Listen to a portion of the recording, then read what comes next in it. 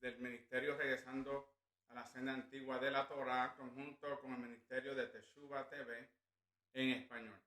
En esta ocasión vamos a hablar de un estudio que el cual la doctora Dina nos dio esa clase en una de las conferencias en Orlando y yo la traduje en el español y le añadí unas cuantas cosas por el lado, pero ella fue la que hizo el primer estudio de este estudio que voy a dar en español, ¿ok?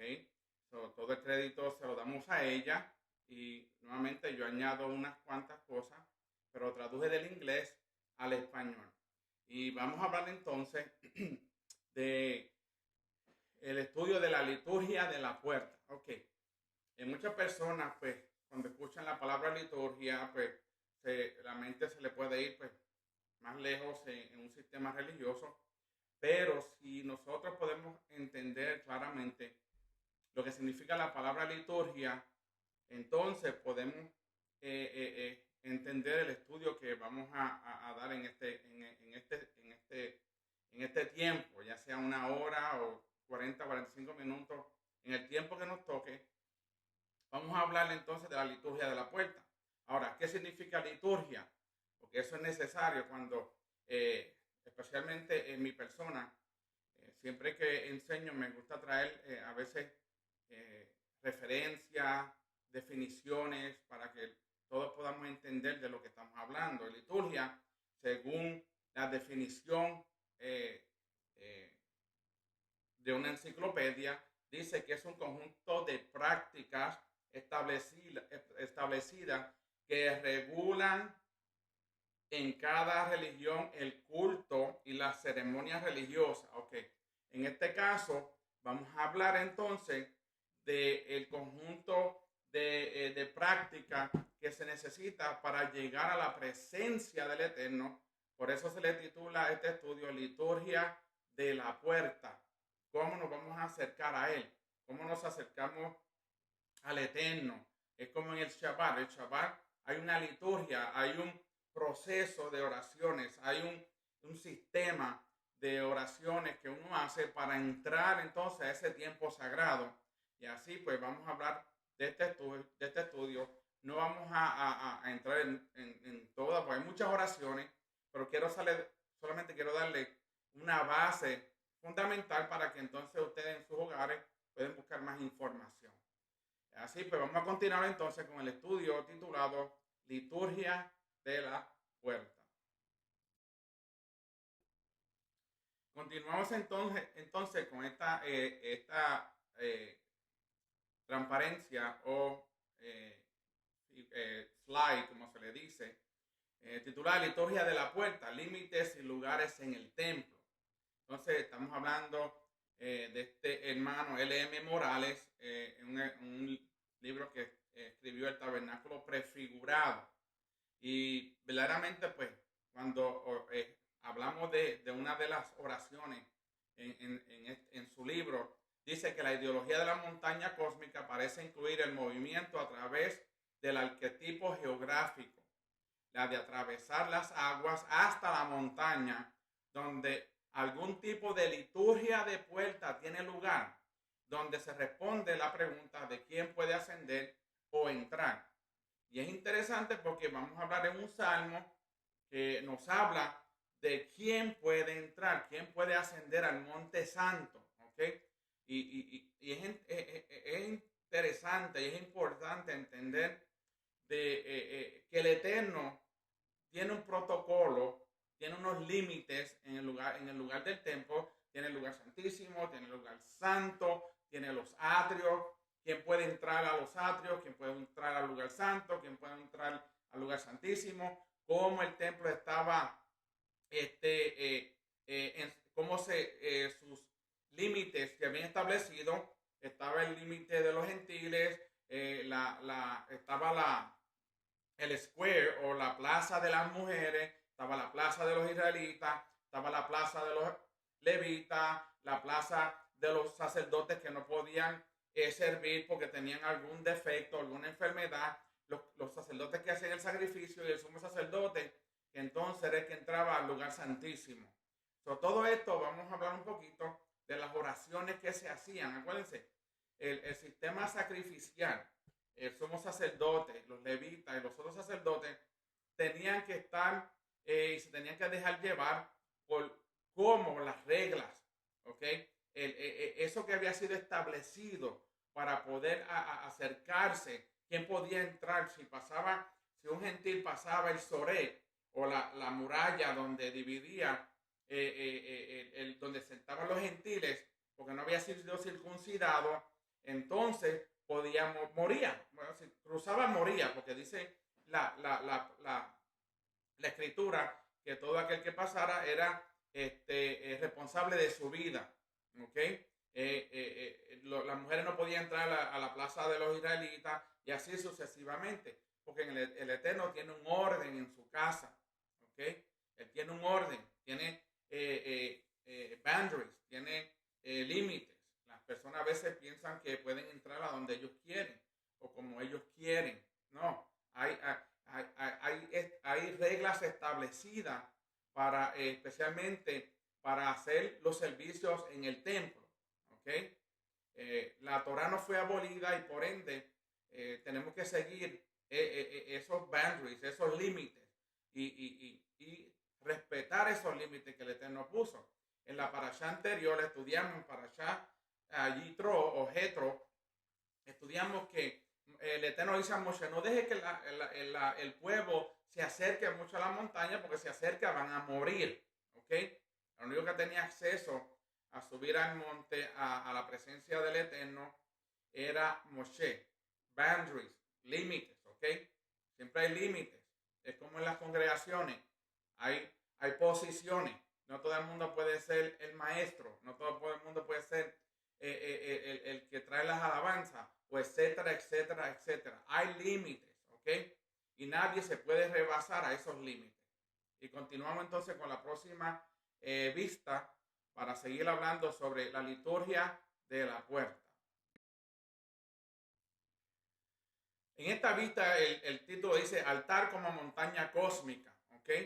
Nuevamente, altar, montaña del Eterno o Ariel, base, seno de la tierra, cuenca, el mar está restringido, límites, cielo, tierra y mar. Aún en la creación, el Eterno establece que límites, ¿ok? El mar no puede comer tierra o adquirir más tierra de lo que desde el principio ese mar tenía, esas aguas. No puede traspasar. Por eso es que las olas entran, pero vuelven a su sitio, ¿ok? Por eso vemos que la deidad y la humanidad se encuentran en comunión sobre la montaña cósmica. En este caso, el monte Sinaí, el altar, que tiene que ver con el lugar santísimo, para el acto mutuo de adoración y creación.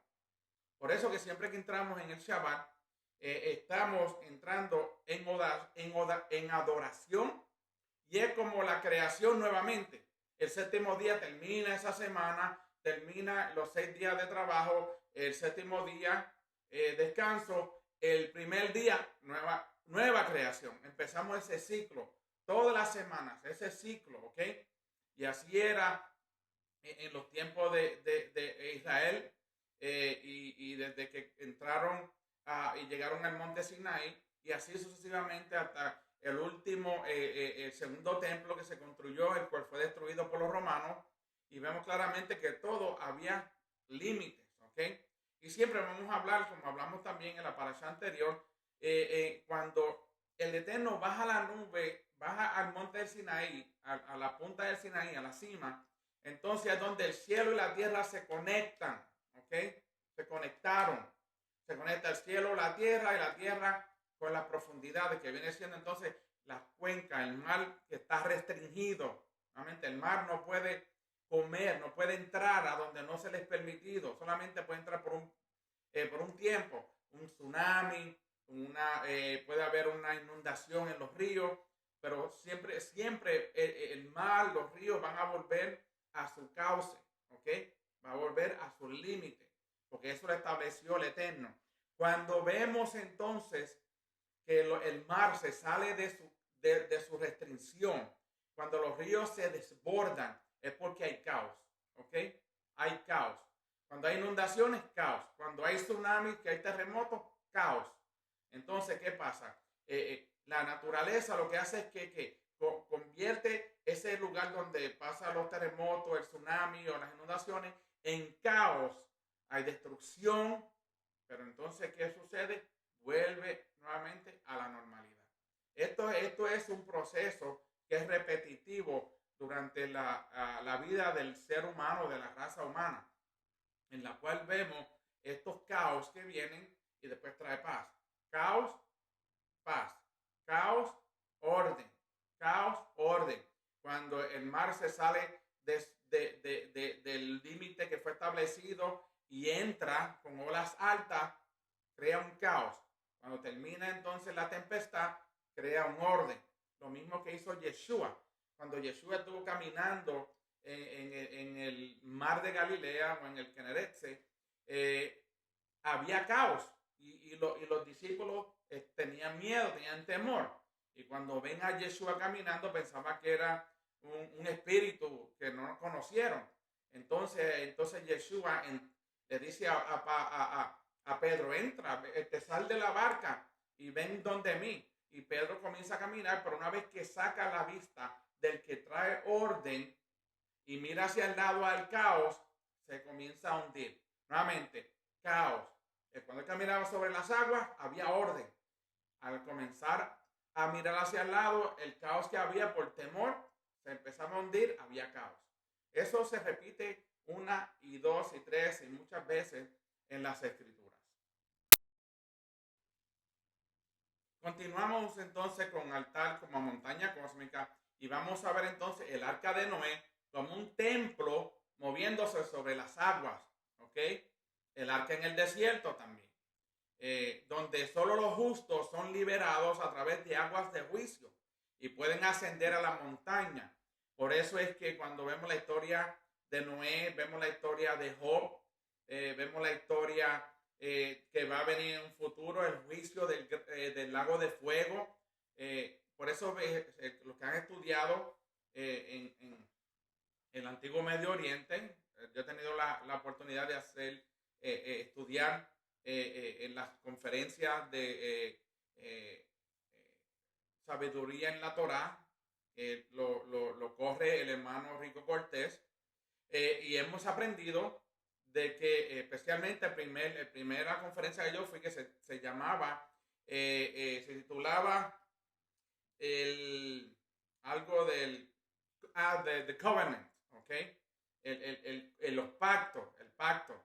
Y hablábamos de que en el antiguo Medio Oriente muchos imperios usaban las aguas como juicio divino. Faraón lo usó en contra de los niños que tiraba a río Nilo en el tiempo de Moshe.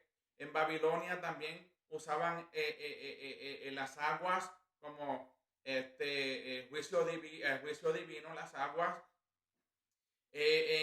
Cuando Yeshua está frente a que va a Cesarea de Filipo y le preguntan quién ustedes creen que yo soy, y unos dicen que tú eres Elías, otros dicen que tú eres Moshe, o whatever, ¿ok? Dice, pero ¿quién usted dice? Y sale Pedro y dice, tú eres el Mesías, el Hijo del Dios viviente. Le dice, sobre esta roca, estaba hablando de la roca que hay allí en Cesarea de Filipo, que había sido construida para el dios Pan, y tenía un río debajo que también hacían sacrificio y también era designado como juicio divino, ¿ok? Por eso, cuando la gente habla de infierno, no hay un lugar donde la gente va a un tormento, hermanos y hermanas. Nadie va a un tormento. Todos mueren y descansan hasta el día de la redención. Los que van a ser redimidos, los otros se quedan hasta la segunda resurrección. Entonces todos que en la segunda resurrección y los que mueren durante el milenio, entonces van al juicio del gran trono blanco.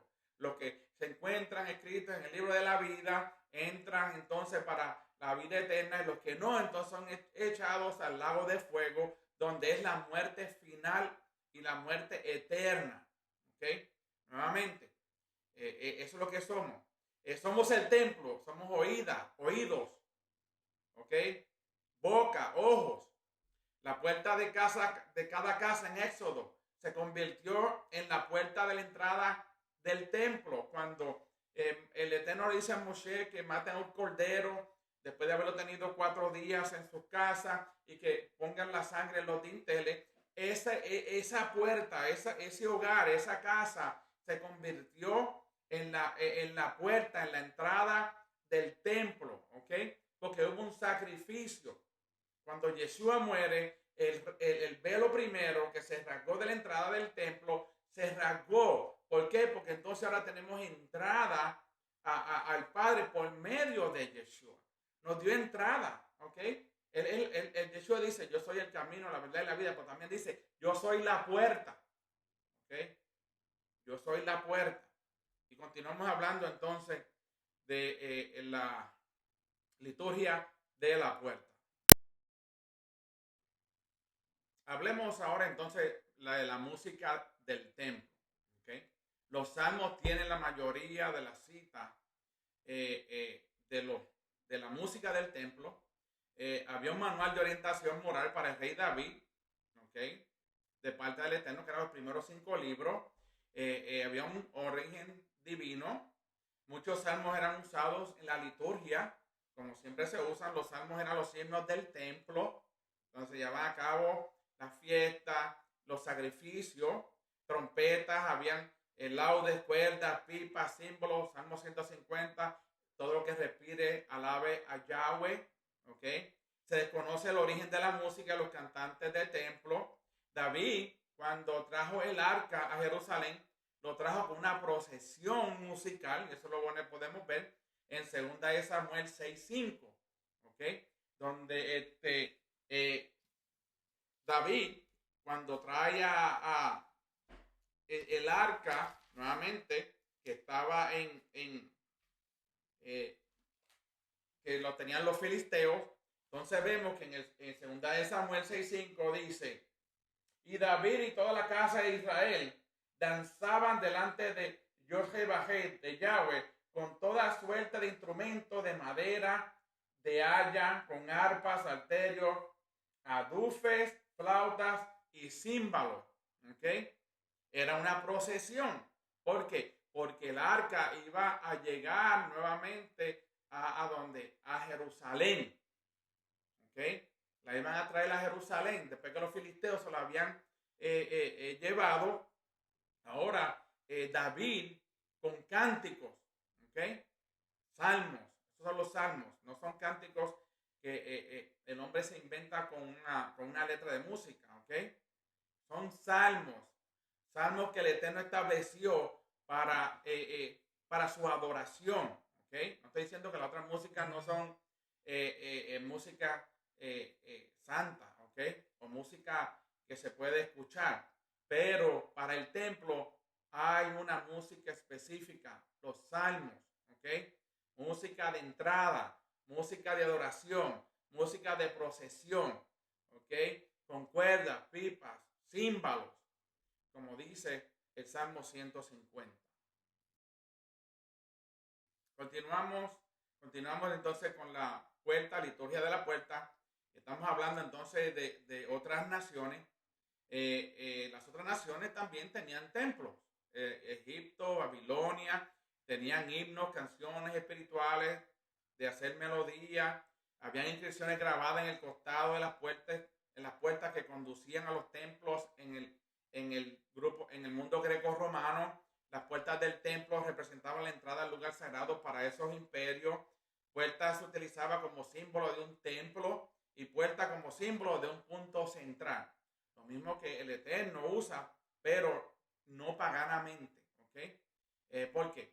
Porque cada imperio, desde los hititas, los egipcios, Babilonia y todos esos imperios, ellos tenían sus propios templos.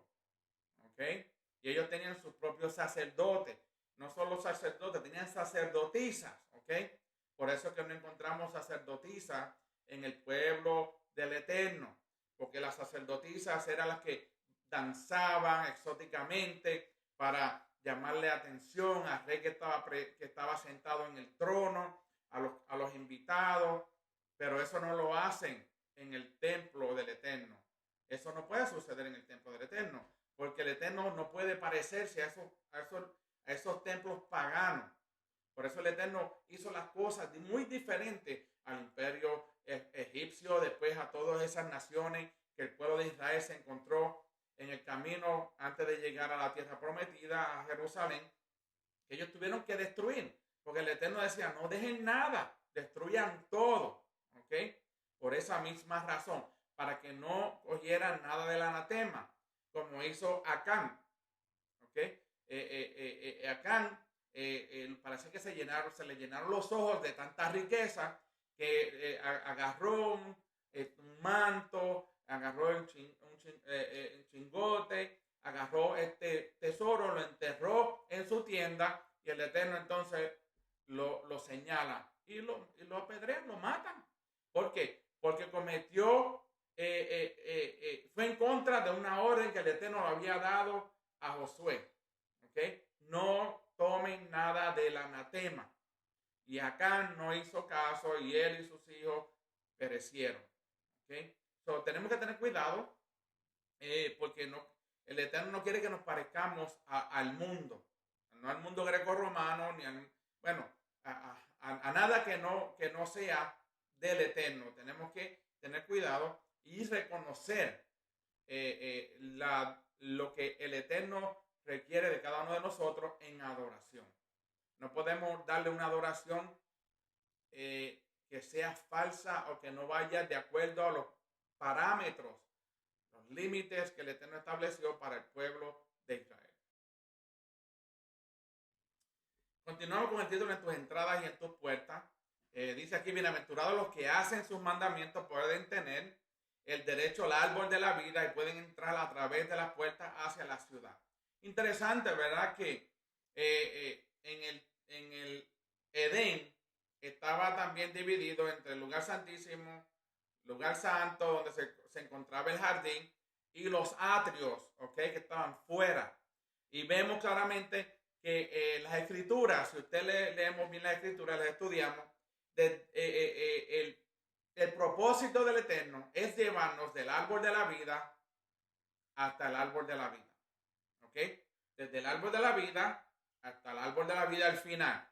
¿Y cómo lo podemos hacer? ¿Cómo podemos comer y entrar, tener derecho al árbol de la vida y entrar por las puertas hacia la ciudad? Por medio de la obediencia a los mandamientos. Si nosotros no obedecemos los mandamientos y queremos entrar como a nosotros nos dé la gana, ¿ok? Vamos en contra nuevamente de los que ya ha sido establecido. Cuando Adán, ese hombre y la mujer comieron del árbol del bien y del mal, ¿ok? ¿Qué sucede? El Eterno tuvo que sacarlos del Edén, del paraíso, de donde estaba ese lugar diríamos, del jardín.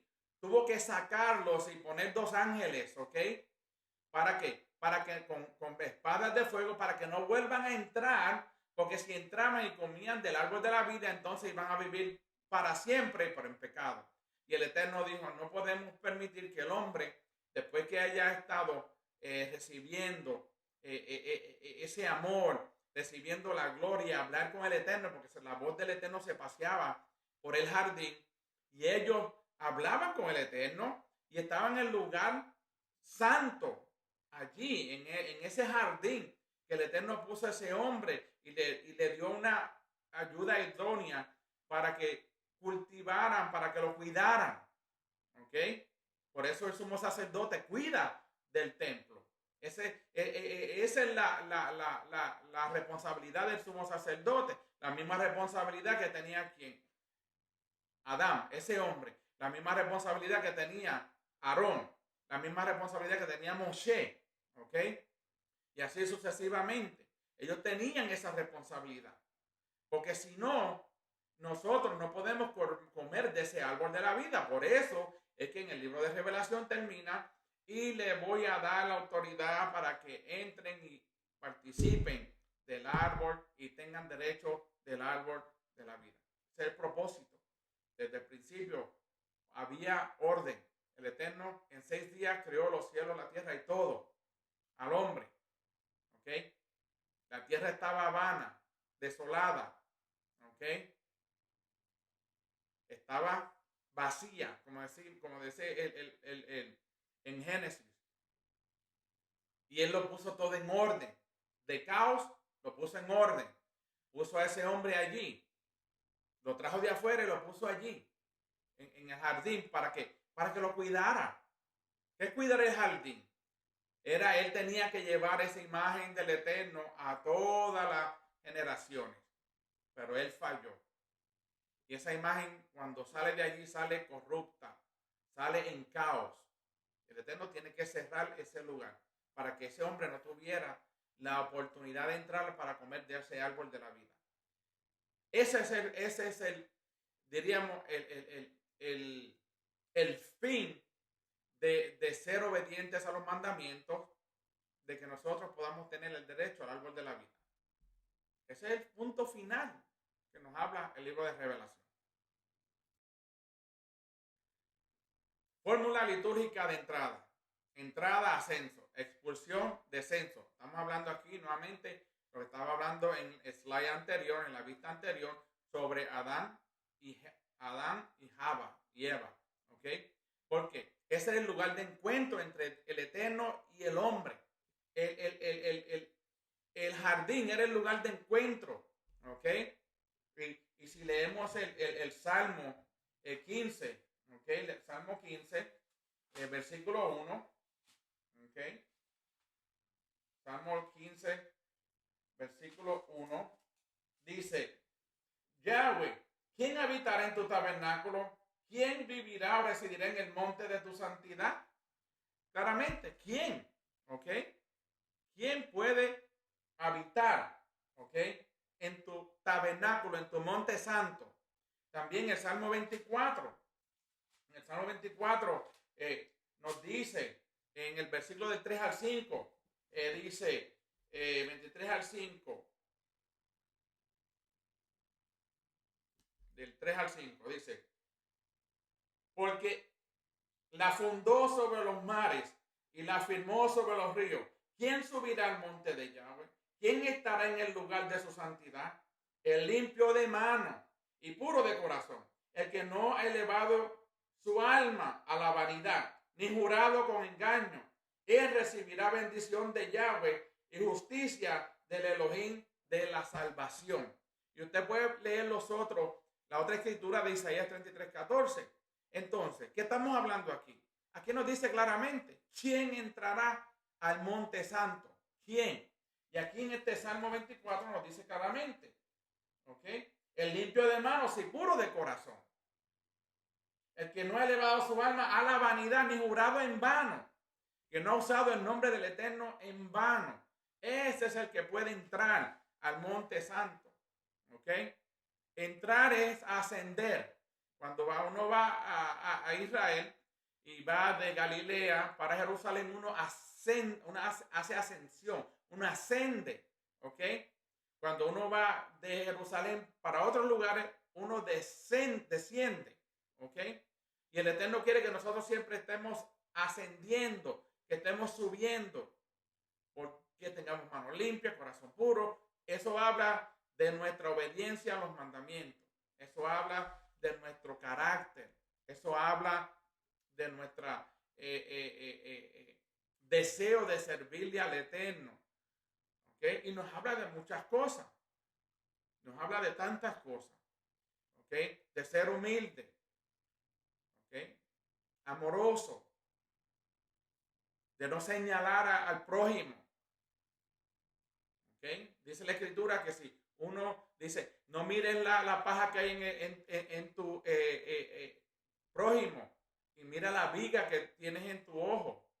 Entonces Yeshua, cuando hablaba esas cosas, lo decía claramente: no critiquemos a las otras personas, porque si nosotros señalamos a una persona, un dedo está señalando a esa persona y 4 nos están señalando a nosotros.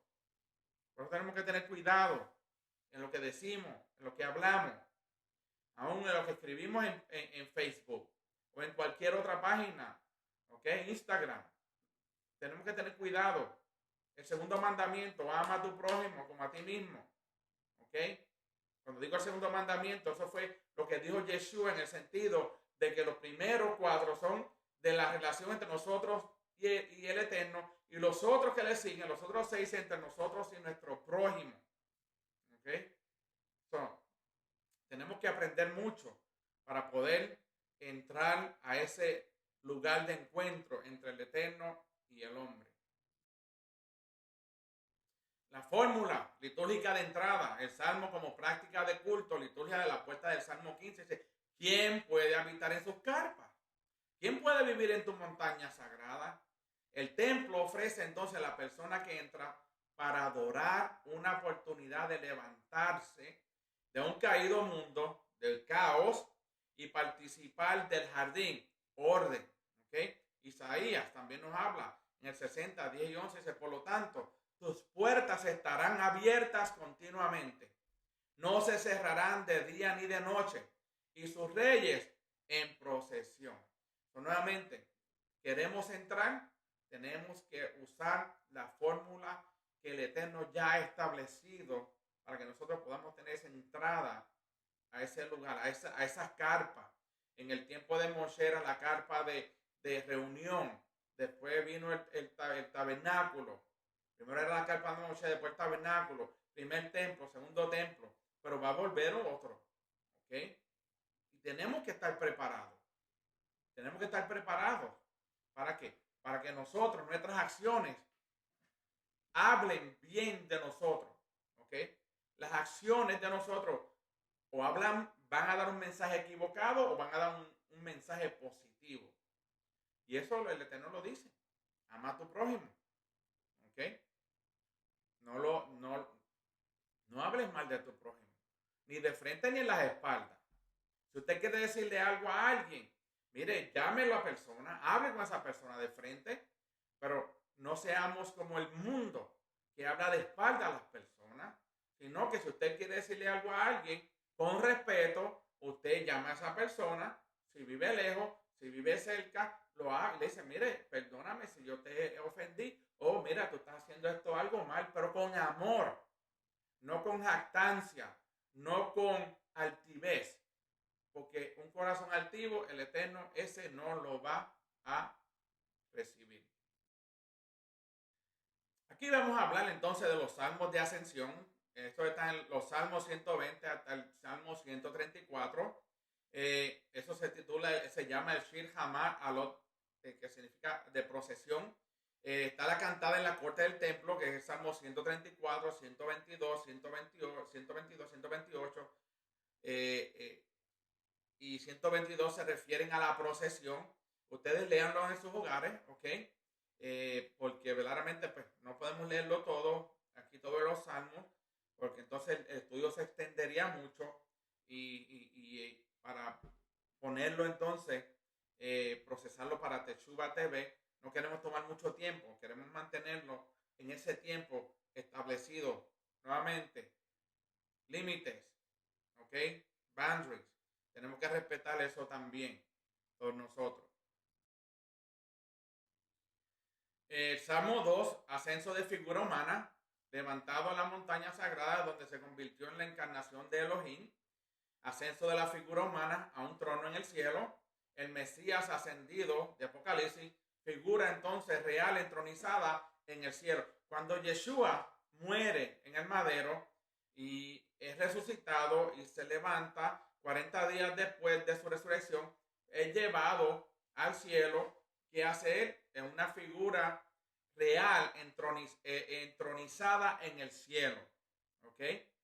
Entonces vemos que ese es el proceso que Yeshua lleva a cabo en la tierra para que nosotros podamos, por medio de él, entrar y ser levantados a esa montaña sagrada. ¿Ok? A esa montaña sagrada. Si nos vamos por Yeshua, no vamos a llegar a esa montaña sagrada. Yeshua es el puente, es el móvil para llevarnos a ese lugar alto, a ese monte sagrado. Y nos lleva entonces, por medio de él, nos lleva a la presencia del Eterno por medio de nuestras oraciones, le pedimos a Él. Cuando viene entonces el tiempo del milenio, Yeshua va a reinar en la tierra, y después que se termine ese milenio, Yeshua le entrega entonces el trono, ese reino se lo entrega al Padre. ¿Ve? Estamos conectados. La palabra dice que nosotros somos muertos en Yeshua y hemos sido resucitados en Yeshua. Todo. Estamos conectados con Yeshua. ¿Okay? Salmo 47, 93, 95 al 100. Como dije anteriormente, pueden leerlo en sus hogares. Elohim reina sobre las naciones. Elohim se sienta sobre su santo trono. Y su santo trono sabemos que es donde se encontraba en el templo, era en el lugar santísimo, donde él una vez al año, él bajaba para, bueno, él estaba, su presencia estaba allí siempre, pero cuando hablamos de perdonar los pecados, de cubrir los pecados del pueblo de Israel por medio del sacrificio, entonces él enviaba, bajaba y recibía entonces el sacrificio del pueblo como nación. Moshe hablaba con él allí en el lugar santísimo. Aarón hablaba con él. Entonces, su presencia siempre estaba en ese lugar. Pero como decimos nosotros, ¿verdad? En el tiempo del milenio, el Eterno va a reinar sobre todas las naciones. Yeshua va a reinar sobre todas las naciones primero, después el Eterno, y él se va a sentar sobre su santo trono. El Eterno se va a sentar sobre su santo trono. Entonces, eso sería la Nueva Jerusalén que baja del cielo, dice, y el tabernáculo del Eterno con él, bajando con la Nueva Jerusalén. Lean los salmos, ¿ok? Los salmos son la clave para poder entender cómo llegar a la presencia del Eterno, ¿ok? Vamos a leer 47, par de versículos. Dice, pueblo todo, batir las manos, aclamar a Elohim con voz de júbilo, porque Yahweh el Altísimo es terrible, Rey grande sobre toda la tierra. Él sujetará a los pueblos, a las naciones debajo de nosotros, y a las gentes, a las naciones debajo de nuestros pies. Él nos elegirá nuestras heredades, la hermosura de Jacob, al cual amó, Selah. Subió Elohim con júbilo, Yahweh con sonido de trompeta. Cantar a Elohim, cantar a nuestro rey, cantar, porque Elohim es el rey de toda la tierra. Cantar con inteligencia. Cuando dice aquí cantar con inteligencia, nos está diciendo que cantemos de acuerdo a lo que los salmos nos dicen, que nos va a llevar a la puerta por medio de esa liturgia, esa ceremonia, que nosotros podemos entonces tener acceso y entrar por la puerta que el Eterno estableció, pero siempre de acuerdo a lo que Él estableció, a sus estatutos, a sus mandamientos, a sus canciones, sus salmos, su liturgia, ¿ok? Para poder entrar a esa puerta. Aquí también vemos, dice, porque lo leímos anteriormente en el Salmo 24, porque fundó la tierra sobre los mares y la estableció en los ríos, levanta la cabeza a puertas y se ha levantado puertas eternas. Eso se hace siempre en todos los Shabbat. Lo que dije al principio, siempre hay unas oraciones, ¿ok? Liturgia para entrar en el Shabbat. Una liturgia que cada persona, si usted no tiene una congregación, se reúne los viernes, ¿ok? Entonces usted en su hogar busca el libro y hace todas esas oraciones para entrar entonces al Shabbat, que es la corona de la creación. Repito, el Shabbat, todos los Shabbats, por el Shabbat singular, cada semana, es la corona de la creación. Porque ahí fue donde el Eterno descansó y hizo entronización, se entronó y se sentó en el trono para regir y para hablarnos a nosotros, para cuidar de su pueblo. Un rey justo, ¿okay? Un rey que honra, da honor, no como los otros reyes que no dan honor, pero nuestro rey, nuestro Eterno, da honor, es justo para todos nosotros. Aquí en esta figura podemos ver la protección del espacio sagrado, lavándose las manos. Acuérdense que los sacerdotes siempre que iban a ofrecer sacrificio, siempre que iban a ministrar en el templo, ya sea ofreciendo sacrificio, ofreciendo el incienso, cambiando los panes, ellos tenían que lavarse las manos porque si no morirían. So, para proteger el lugar sagrado y permitir nuestra entrada, entonces Yeshua se lavó por él mismo, derramó su sangre, por eso vemos sangre y agua, y nosotros, por eso dice manos limpias, corazones limpios, manos limpias, lo dice, corazones puros, que para poder entrar a la presencia del Eterno. Por eso es que los sacerdotes tenían que lavarse las manos. Porque si un sacerdote no lavaba sus manos antes de ofrecer sacrificio, antes de cambiar los panes de la provisión, estaba trayendo pecado, o diríamos, manos sucias que podían contaminar esa ofrenda, podían contaminar ese pan de la provisión, podían contaminar el servicio en el templo. Por eso se tenían que lavar las manos, ¿ok? Y los pies. ¿Okay? Cada sacerdote tenía que hacerlo. Por eso es que muchos enseñan que en el día del Shabbat, antes de hacer las oraciones, se lavan las manos, ¿ok?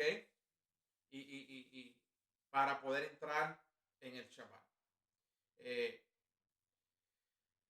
Eso lo hacían los sacerdotes, los levitas, y muchas personas, especialmente la casa de Judá, los judíos, siguen usando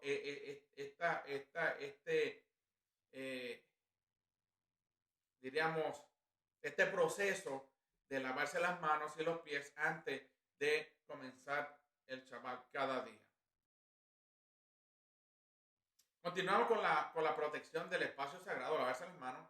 El monte Sión es la piedra angular, el monte Sión es la piedra angular que mantiene en su lugar las aguas del caos. Cuando habla las aguas del caos, está hablando las aguas del diluvio, cuya subyugación hizo posible la creación y toda la civilización.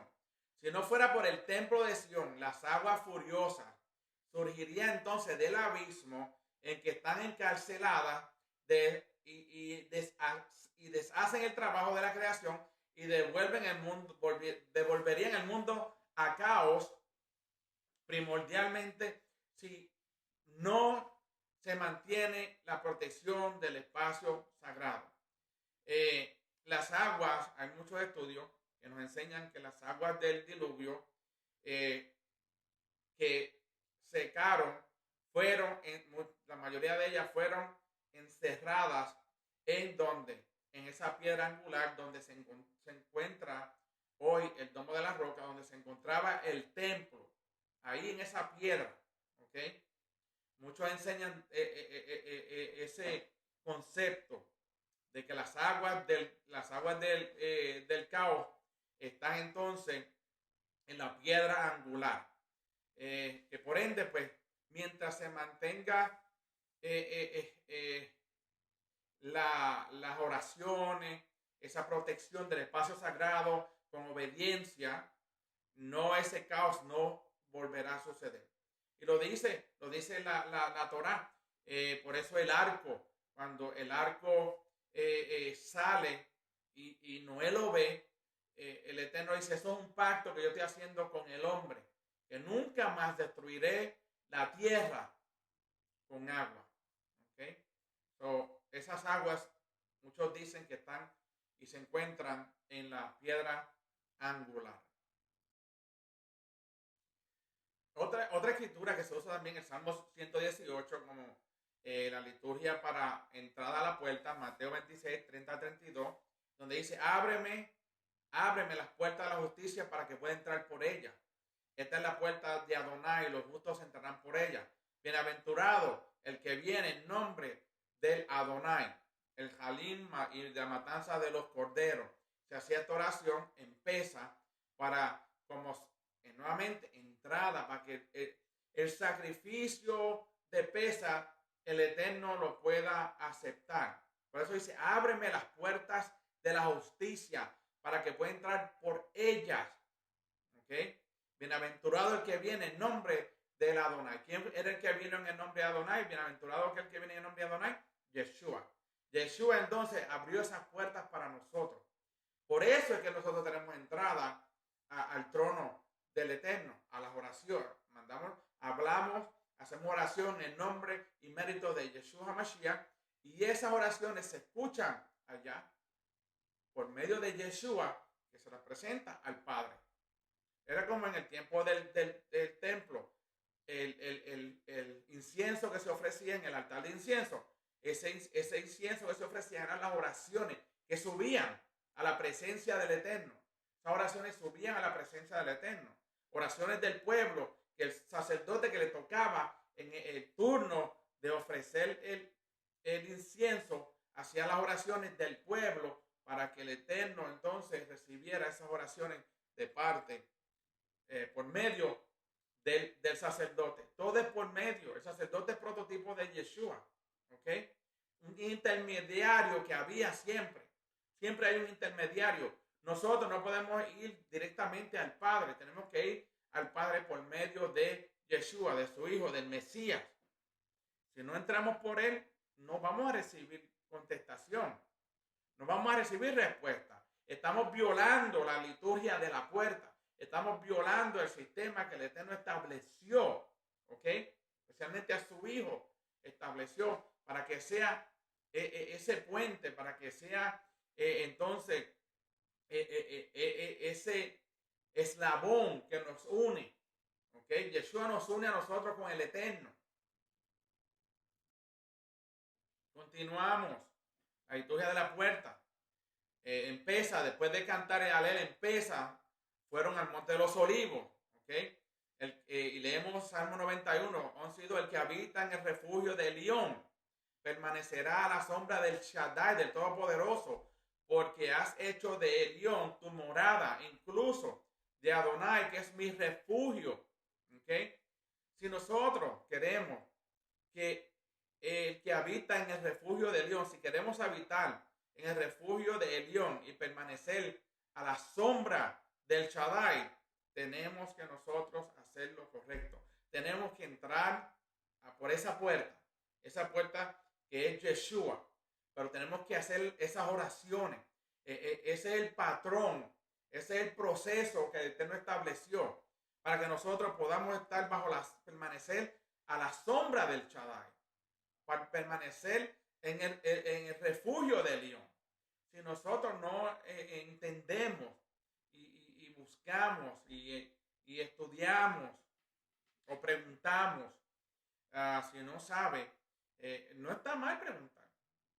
Cuando yo comencé, yo hacía miles de preguntas y sigo haciendo preguntas. Sigo preguntando. Y si no puedo conseguir a alguien que me conteste, busco en la Torah. Busco para saber que alguien haya aprendido antes que yo, que me pueda dar un poquito de luz para poder entender. ¿Ok? No todos lo sabemos todo. Ninguno de nosotros lo sabe todo.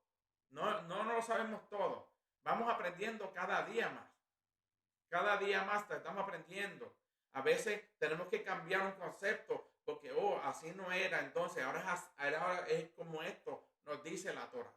¿Ok? Y qué bueno. Mire, el mejor respeto que puede recibir un maestro o un líder es que acepte que puede cambiar, porque al principio, cuando comenzó, mira, esto estaba en un error, esto no era así, ahora es de esta manera. Es aceptarlo. Es aceptar que no lo sabemos todo. ¿Ok? Los libros los escriben otros hombres. ¿Ok? Hombres escriben los libros. Pero la Torah fue escrita por Moshe, fue dada por el Eterno. Por los profetas, dada por el Eterno. Esas profecías que venían de parte del Eterno a los profetas, a los que escribieron los salmos, los proverbios, los apóstoles, Pablo, que escribió muchas cartas, Juan, que recibe la revelación de Yeshua en el libro de Revelación, el libro de Apocalipsis.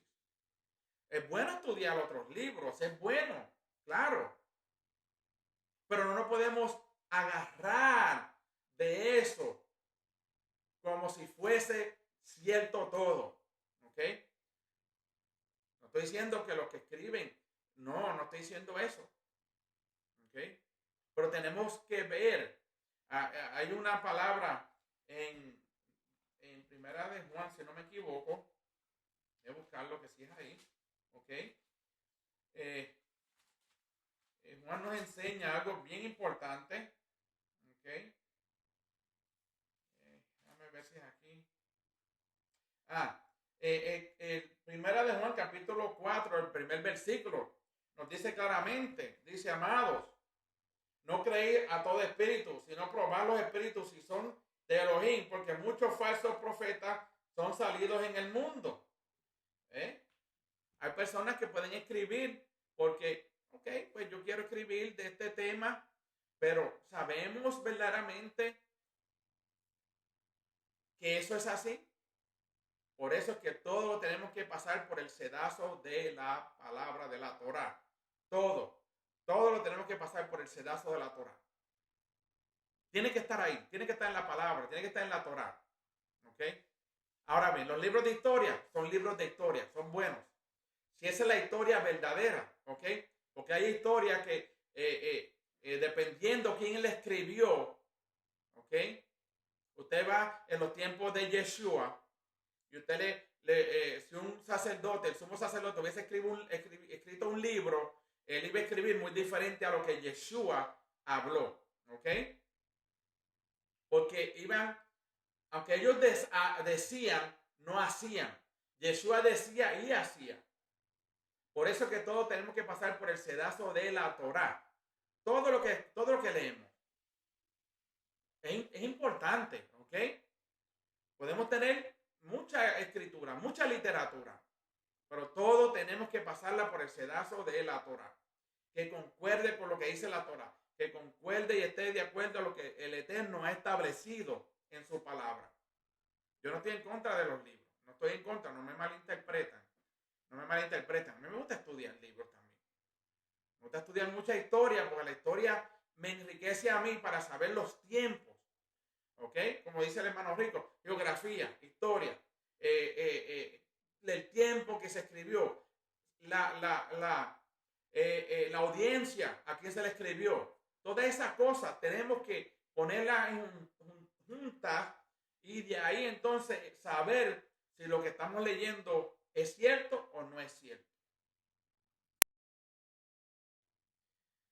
Aquí pues puede leer las canciones del día, oraciones del día que usted puede hacerlo cada día. El primer día, Salmo 24, el segundo, el Salmo 48, el tercero, el Salmo 82, el cuarto, el Salmo 94, el 5, el quinto día, Salmo 81, el día 6, Salmo 93 y el día 7, el Salmo 92. Comience con esos salmos. Vamos a comenzar mire, nosotros no podemos estudiar o leer la Torah, como nos decían antes, al papagayo. Vamos a leerlo el más rápido que lea de Génesis y Apocalipsis. El estudiar la Torah y leerla no es una carrera. No es una competencia. El estudiar la Torah no es una competencia. No es el primero que comienza el libro de Génesis y lo termina. ¿Ok? Cuando las personas establecen tiempo, no, que en este día tienes que ya haber leído este libro, no, porque hay veces que tenemos que regresar en ese mismo libro para volver a releerlo, para poder entender con claridad el mensaje. No solamente eso, tienes que entonces, cuando lees esto y lees otro libro, entonces si los dos tienen una conexión, tienes que regresar a ese libro. Pero de eso de leer las escrituras de Génesis y Apocalipsis, porque en un año, esto es un programa de un año, nunca vamos a poder entender lo que la Torah nos dice si vamos así tan rápido. Nos tardaremos una eternidad para saber y entender toda la Torah. Lo vuelvo y lo repito. Tardaríamos una eternidad para poder entender cada palabra, cada mensaje que el Eterno estableció en su palabra, cada palabra que Yeshua habló, cada parábola, cada evento, cada milagro que Él hizo. Eso no se aprende de un día para otro. Se tardan días y meses y años para poder entender toda la Torah. ¿Se lo digo yo? Porque así me ha pasado a mí. Uno no puede leer, quiero leer hoy 5 capítulos. Voy a proponer leer 5 capítulos hoy. No, vamos a leer lo que el Eterno quiere que leamos. Y ese capítulo tiene, y pudiste solamente estudiar 3 versículos. Mira, 3 versículos estudiaste. O estudiamos. No es competencia. No es el más que sabe. No es el más que sabe escritura. Que el Salmo tal dice esto, que esto dice aquello. ¿De qué vale si no obedecemos lo que leemos? Como címbalo que retiñe. ¿Ok? Veníamos de un sistema religioso que todo es, no, que tiene que aprenderte los versículos con versículo, capítulo y qué dice exactamente. Eso no dicta que esa persona está aplicando la Torah o la escritura más que otra persona. Eso no dicta nada. Y a lo mejor muchas personas estarán en desacuerdo conmigo, pero cada cual tiene su opinión. Y cada cual tiene su postura. Esa es mi postura. ¿Sí? Pues, si no, no le ha gustado lo que yo digo, pues miren, todavía seguimos siendo hermanos en el Mesías, en Yeshua. Pero es así. Tenemos que salir de ese tiempo pasado, de ese sistema religioso que nos hacían hacer competencia con otras personas. No, que aquel es más espiritual que aquel. No. Vamos a establecer y vamos a formarnos de acuerdo a lo que el Eterno estableció como la liturgia para entrar en su santo monte. El Shema lo podemos aplicar también tomando el yugo del reino de los cielos. Miren, las buenas nuevas del Evangelio tienen que ver con el reino del Eterno. Perdón, tiene que ver con el reino de los cielos. Eso que tiene que ver. ¿Ok?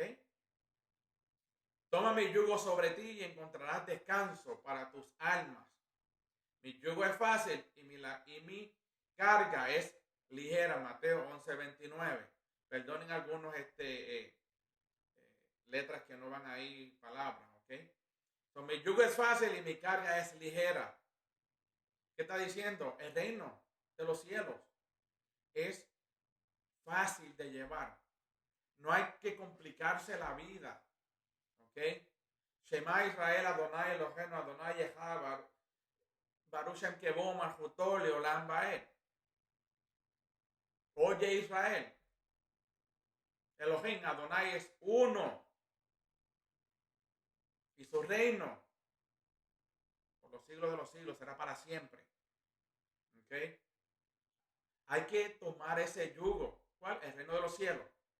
Cuando tomamos el yugo de los reinos de los cielos, tratamos de hacer lo mejor para atraer más gente por medio de nuestro testimonio, por medio de nuestro carácter, por medio de lo que enseñamos, para que venga más gente, no para el reino mío, para el reino de los cielos, que es del Eterno y de su Hijo Yeshua. ¿Okay? Dice que vamos a encontrar descanso. Yo he encontrado descanso en la Torah. Yo he encontrado descanso en la Torah. Y mire que se lo digo, que sí. Yo tuve unas experiencias en el ejército que no mucha gente las desearía haber pasado, especialmente cuando estuve en la guerra de Irak. Y no le voy a contar nada, solamente haciendo unas experiencias. ¿Ok? Yo he estado ahí. Por eso reconozco que desde que entré a la Torah he encontrado descanso para mi alma. Y su yugo es fácil. Porque ya nadie me tiene que imponer filosofías de hombre, mandamientos de hombre. Yo sé lo que el Eterno requiere de mí. Y si yo sé lo que el Eterno requiere de mí, yo no necesito que una persona me diga, no, mira, que tú tienes que hacer esto, tú tienes que hacer esto y esto, así de esta manera. No, si el Eterno ya me dice en su palabra lo que yo debo hacer. ¿Qué es lo que es bueno para Él? ¿Qué es lo que glorifica a Él? ¿Qué es lo que ensalza a Él? ¿Qué es lo que hace que adoremos a Él. Ahora sí yo entiendo. Y le dije nuevamente, tu experiencia que a lo mejor nadie quiere vivirla. Solamente aquellos que han estado en la guerra saben de lo que yo hablo. Pero gracias al Eterno que hemos encontrado descanso para nuestras almas. Ahora bien, estos elementos principales nos ayudan a nosotros a entender de cómo nosotros vamos a declarar la soberanía del Eterno. Tenemos, para ser parte de ese reino, tenemos que declarar la soberanía del Eterno todo el tiempo. Tenemos que asumir el yugo de los mandamientos. Nuevamente, el yugo de los mandamientos, para otras personas pensarán, pero eso es una carga pesada. No, los mandamientos verdaderos del Eterno no son carga para nosotros, son ligeros para nosotros. Tenemos que asumir el yugo del reino de Elohim. Si queremos ser parte de ese reino, tenemos que proclamar la unidad de Elohim. No podemos estar separados. No podemos estar señalando a nuestros hermanos, a nuestras hermanas. No podemos estar señalando a otros maestros. No podemos estar señalando a nuestros familiares, a nuestros vecinos. No podemos. Tenemos que proclamar unidad. Aunque mis vecinos no crean en la Torá y tienen sus creencias en el sistema religioso, no dejan de ser mis vecinos. Son mis prójimos. ¿Ok? Y nosotros en las raíces hebreas tenemos que aprender a traer unidad entre nosotros. No podemos dividirnos. No podemos dividirnos. No podemos pensar, no, que yo soy mejor que fulano, yo soy mejor que sultano. No, yo no me voy a unir a ese hermano o esa hermana o ese ministerio porque no creo es que fulano de tal es así o sultano de tal es así. Entonces no estamos proclamando la unidad del Eterno. ¿Y cómo proclamamos la unidad del Eterno? Por medio de nuestra humildad. Por medio de entender nuestros hermanos. Porque el reino no es de una sola persona. El reino no es de una sola familia. El reino no es de una sola congregación. El reino es de todos aquellos llamados Israel que están esperando la venida del Mesías para que el reino milenial entonces comience. Nosotros seamos parte de ese reino. Eso es proclamar la unidad. Tenemos que ser leales al Eterno y de sus testimonios y leales a sus testimonios. ¿Cuáles son sus testimonios? Sus mandamientos. Tenemos que avanzar un poquito más. No podemos retroceder, porque si retrocedemos, el enemigo nos va a agarrar fuera de base. ¿Okay? Aquellos que han jugado béisbol, yo jugué a béisbol cuando estaba en Puerto Rico. Cuando usted está en primera base y usted va a querer robarse la base y el pitcher lanza primera y lo cogen de out, ¿verdad? Quiso robarse la base.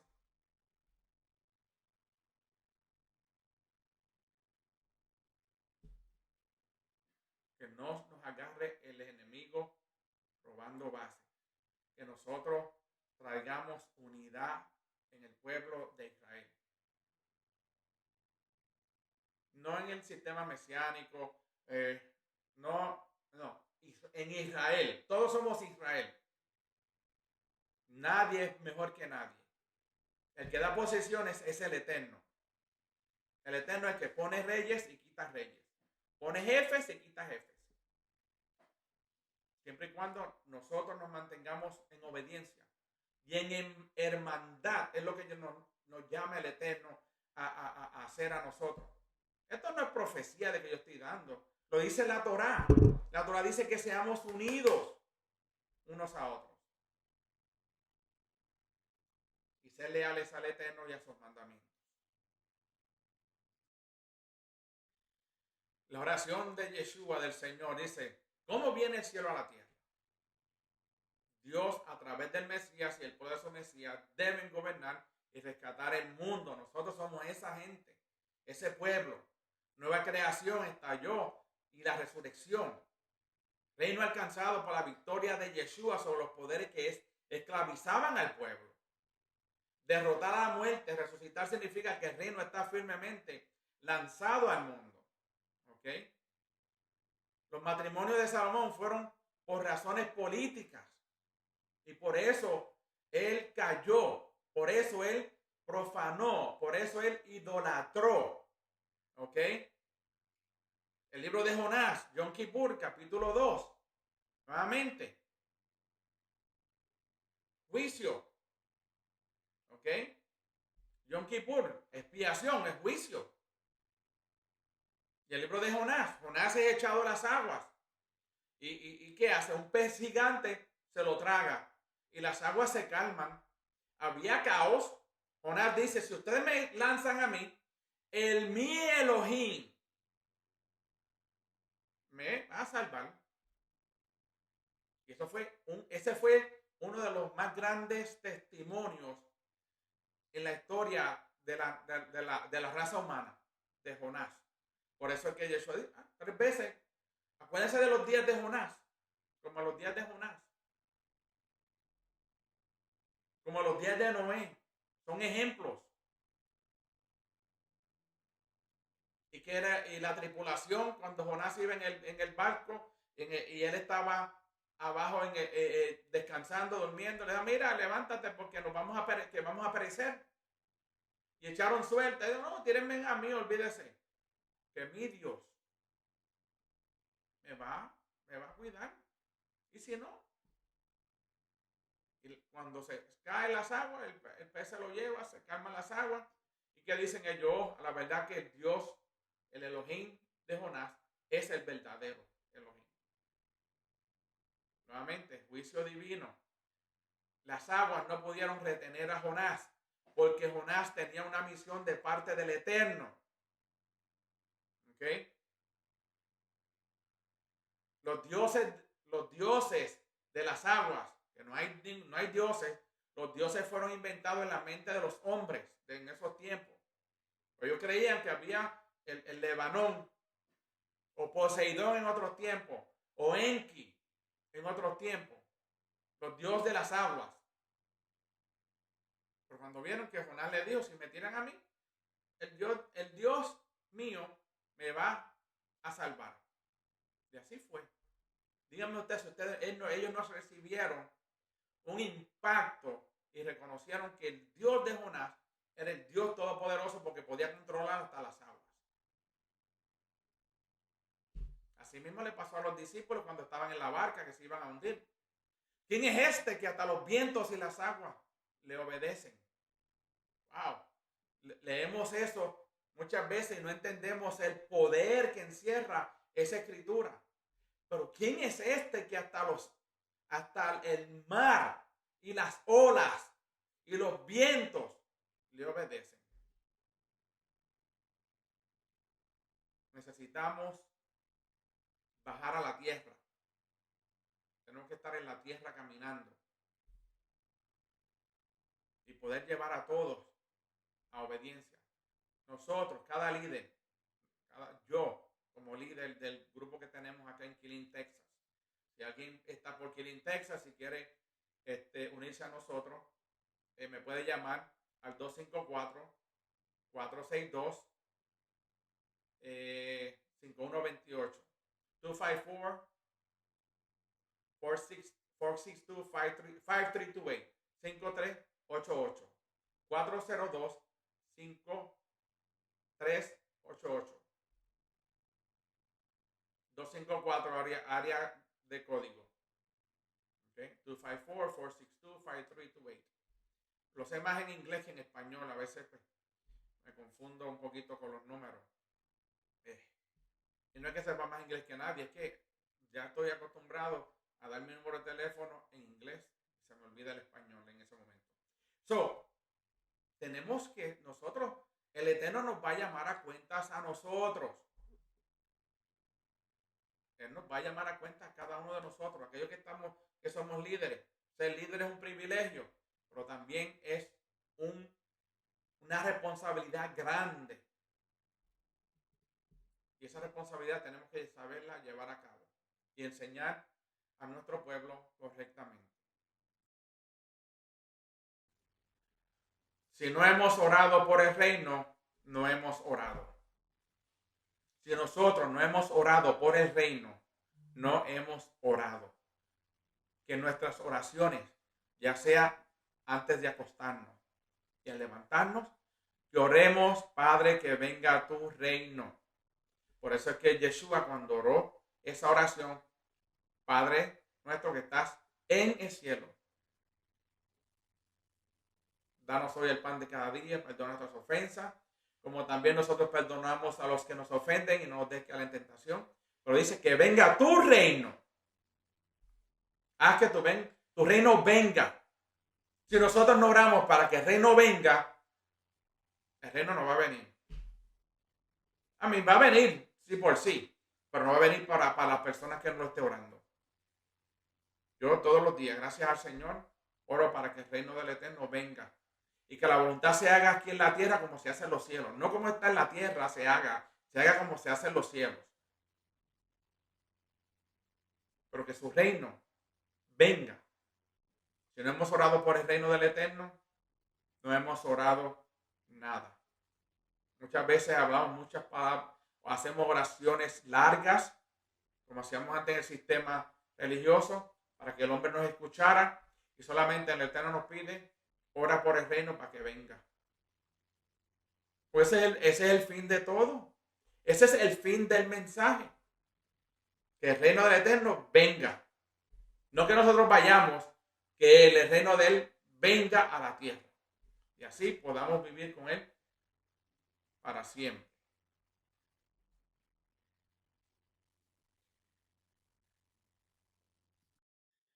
Espero que hayan aprendido algo sobre la liturgia de la entrada a la puerta. Le doy gracias al Eterno por haberme dado la oportunidad pues, de poder traducido el estudio de la doctora Dina y añadiendo algunas cositas que uno va aprendiendo también. Gracias a todos aquellos que han sido parte del crecimiento mío en cuestión de la Torá, y que le pido al Eterno pues que los bendiga y los guarde, que haga resplandecer su rostro sobre cada uno de ustedes, que tenga misericordia y que le dé su shalom. Será hasta la próxima. Este es el hermano José Borges del ministerio Regresando a la Senda Antigua de la Torá en Killeen, Texas. Shalom.